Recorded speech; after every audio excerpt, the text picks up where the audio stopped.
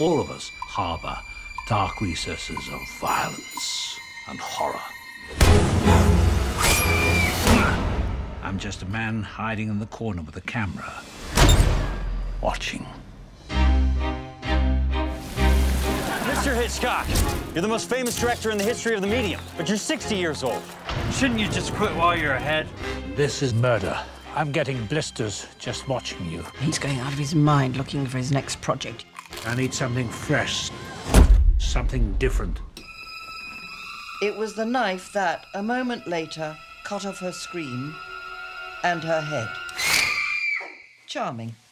Doris Day should do it as a musical. Good afternoon. This book, Psycho, is fiendishly entertaining. Is this really going to be your next picture? Yes, madam. By the way, try the finger sandwiches. They're real fingers. No one respects the name Hitchcock more than Paramount. But even a talented man sometimes backs the wrong horse. This is Mr. Hitchcock's next film. Fine, if you can get the money. Who do I make it out to? Well, are we going to have to sell the whole house or just the pool? You are intrigued, aren't you? Killing off your leading lady halfway through the movie. How are you going to shoot this shower scene? It's only that, well, from here up, I'm not exactly boyish. You shouldn't wait till halfway through. Kill her off after 30 minutes. Wow. Why are you letting him do something so tasteless? Don't upset yourself, darling. It's only a bloody movie. More anger! More! You're married to a man obsessed by murder. It was, of course, a challenge, but I was really interested in the story that I didn't know. And the story I didn't know was about one of the greatest directors of all time who had to pay to direct his own movie, which I didn't know, because you just think Alfred Hitchcock could have done anything, you know, but he really encountered a huge amount of resistance. So I kind of like the idea of the sort of the king who's now the underdog, you know, and who's willing to take this risk at age 60 for this film. The movie's really about the relationship between Hitch and Alma, because that was the untold story. I mean, we know, if you want the making of Psycho, you've got Stephen Rebello's amazing book, you've got endless documentaries. Laurent Bouzereau did a brilliant documentary about the making of Psycho for the 50th anniversary DVD, the Universal release of Psycho. So there's tons of material out there if you want to get sort of the blow-by-blow of how the movie was made and the nuance and all the behind-the-scenes stories. But the unexpected story was the one of Alfred and Alma. So I love the idea of doing something a little bit different. For the movie, we wanted to do something in the spirit of Hitch's movies, which were really for the audience. He entertained audiences. So I think for that point, you know, to that point, it was important that we did something that, you know, hopefully had some emotion, hopefully was funny, and hopefully, you know, really was a crowd pleaser, because that's what Hitchcock spent his whole life doing. So, you know, that was the movie that we wanted to make, and Anthony Hopkins was very clear about making that movie. He said to me, "I don't want to make the making of film. I'm not that interested. I'm interested in the character and how that works within the relationship."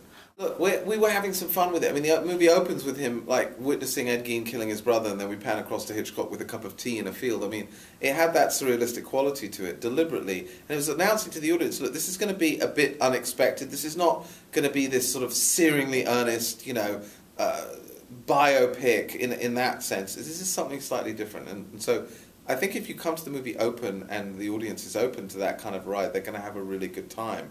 And it doesn't minimize or take away anything from Hitchcock at all, because Hitchcock stands alone as this sort of iconic genius, deservedly so, because he's so brilliant. And I think that for us it was really finding a different way in, and allowing Anthony Hopkins to also be Anthony Hopkins, because he's playing Alfred Hitchcock. And this is the way Hopkins does things. The same thing he did with Nixon. You know, I don't know if you remember the beginning of Nixon. You kind of float in, you see him, and you go, "Oh my God, it's Anthony Hopkins who looks nothing like Richard Nixon." And within a scene or two, he's channeling that character. He's imbuing it with the spirit. You know, he's imbuing a performance with the spirit of the character. And it was the same thing here. We did with the last thing we wanted to do was cover up that it was Anthony Hopkins. So if he pokes through, that's fine. I mean, when Scarlett was going to play the role, she called up Jamie Lee Curtis and said, you know, "I really want to get this right." And apparently Jamie Lee was incredibly supportive and, you know, shared memories and, I don't know, books and photos like Scarlett told me. But, you know, there was a very warm relationship between Janet Leigh and Hitchcock. In fact, up until her dying day, Janet Leigh spoke very fondly of him, as do many of the leading ladies. Not all of them, of course, not as all we of know. them, yeah. But you know, he had very complex relationships. They all admired him, and you know, he could make and break careers. And there's no doubt that he was tough. He was occasionally mean. I'm sure he was controlling and terrible at times. But he was also a great director. And you know, I think that you know, someone like Janet Leigh, I think we've sort of honoured the relationship that Janet had with Hitch. It truly was a warm one. I'm under extraordinary pressures on this picture, and the least you could do is give me your full support. We've mortgaged our house.